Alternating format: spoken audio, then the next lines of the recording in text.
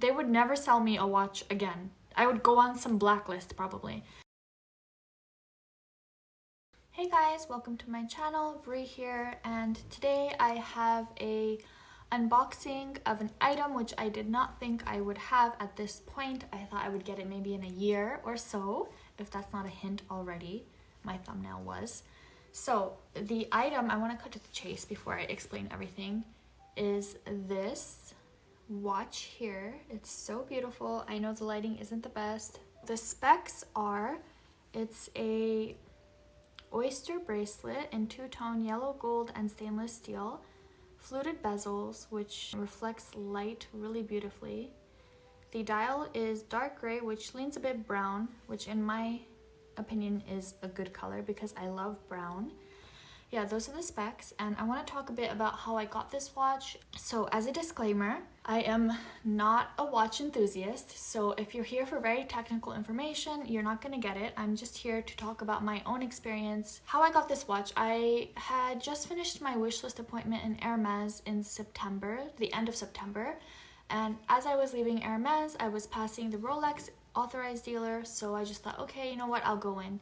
Usually what happens in ADs with me, I don't know why, but it happens a lot with me and in different countries, is I'll walk in.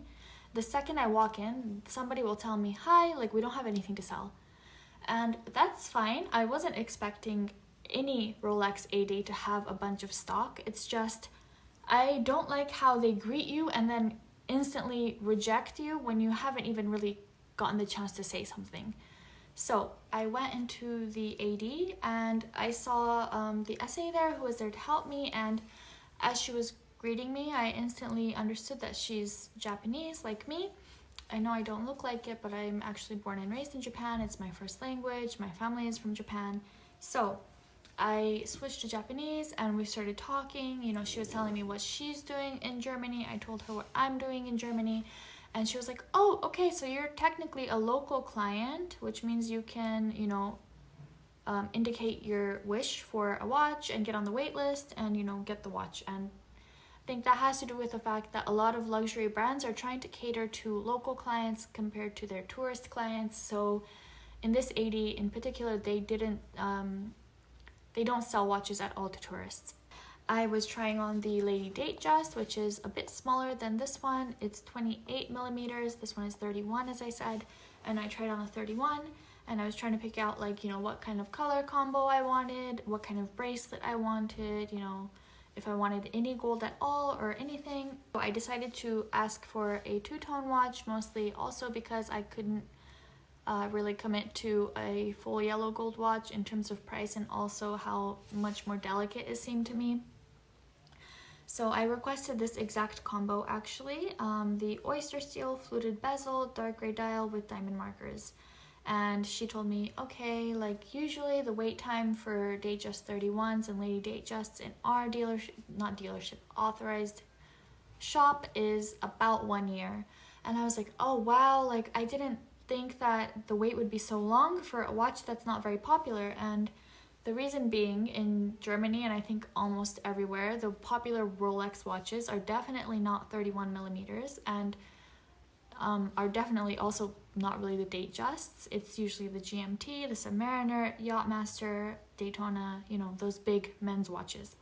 So she was like, yeah, like the reason that this watch would have such a large wait time is like not only because we want to get exactly the specs that you want, but also because 31 millimeters and 28 millimeters is not popular in Germany because people tend to have bigger wrists, you know, especially if you compare the population of Germans to the population of, for example, Japanese people. We're going to have a lot more stock of smaller watches because people are just smaller as a whole, and Germans and other West Europeans would have more demand for larger watches just because they're a bit bigger than East Asians. So that was why the wait list was supposed to be about 1 year, and I was like, okay, you know what, I would like to stay on the wait list. I'm really interested in this watch, but do you think I should also try to get a Rolex in Japan, because I was going to Japan in January? And how it works in Japan is there's no wait list. It's just first come, first serve. If you're lucky, you're there at the right time and they have the stock of exactly what you're asking for, they will sell it to you. It sounds easy, but actually it's not. It involves a lot of going into different Rolex authorized dealerships and hoping that you're there at the right time. But compared to waiting for a year, if you were to do this kind of like Japanese method, maybe for a week consecutively, you'd have a higher chance of getting a watch you wanted. So she told me, you know what, like get on the wait list, but you can try to do it in Japan because it might be better and faster. And if you do get the watch, just let me know, I'll take you off the wait list. And I was like, okay, perfect, thank you so much. I went home, 1 month passed, so at this point it was the end of October, and I wrote her a message saying, hey, thank you so much for helping me with the watch. I'm really looking forward to it. If you could help me get this watch before I go to Japan in January, I would be so happy because I want to match with my mom. My mom has a full gold 26mm Rolex. It's the old smaller model of the Lady Datejust, which they don't make anymore. But I just wanted to like match with her because she also has the full gold Panther. Anyways, out of my budget. So she was like, you know what, I'll see what I can do. And I was like, okay, thank you. And I wasn't really like thinking that she would do anything proactive to get me the watch. I just thought, okay, like now that I've indicated my interest to her again through text, she knows that I'm really wanting the watch and maybe I'll get it a bit sooner than 1 year, like maybe in 6 months. What do you know, a few days later, like 4 days later, she sends me a message with a photo of this watch and says, hi, we have the exact watch which you asked for. When can you come pick it up? And I was like, oh my God, like what was this like preamble about it taking 1 year? It apparently took 4 days for me to get this watch. And I think the biggest reason I got it is because I messaged her and reminded her, which kind of indicates to the SA that you are a serious customer. And, you know, like you're not just somebody who floated into the AD to give them a wish list or, you know, to register into their wait list and then floats out and the AD never hears from them again and whatever.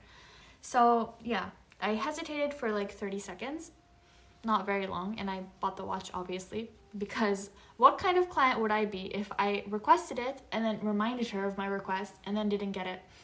They would never sell me a watch again. I would go on some blacklist probably.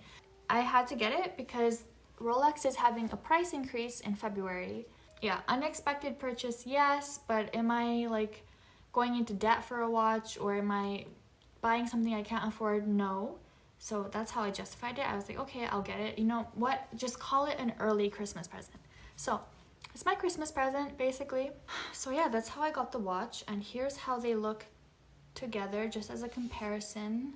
I do have another watch. It's the third watch in my collection, but to be honest, I don't wear it, so I'm not going to talk about it. So the Panther is in a size small, and it's the two-tone yellow gold stainless steel, same as the Rolex, also two-tone, but obviously much more substantial on the wrist, a bit more sporty, especially with the bracelet. And I really like it. I think it's a good kind of combination of watches to have. A very feminine, delicate, dressy one, and a more casual, obviously, you know, takes the spotlight because you know the second you see it that it's a Rolex. Like it's kind of like an unmistakable shape and form and design. And let me know what you think. Which watch do you like? Maybe you even like the Bulgari watch more than the other watches. Who knows? I do have 1 or 2 more videos coming up in December. And in January, I'll be in Japan for the whole month. So if you're interested in seeing some content, you know, about me in Japan, like vlogging and stuff, let me know. I might start vlogging. I'm just not sure if there's really any interest in that. And I don't want to bore you guys more than I already do. So, yeah, thank you so much for watching. I hope you guys have a great holiday season. Stay warm. It's getting very cold in Germany very quickly. It was like -3 degrees yesterday. So yeah, have a great one and I'll see you in the next one. Bye.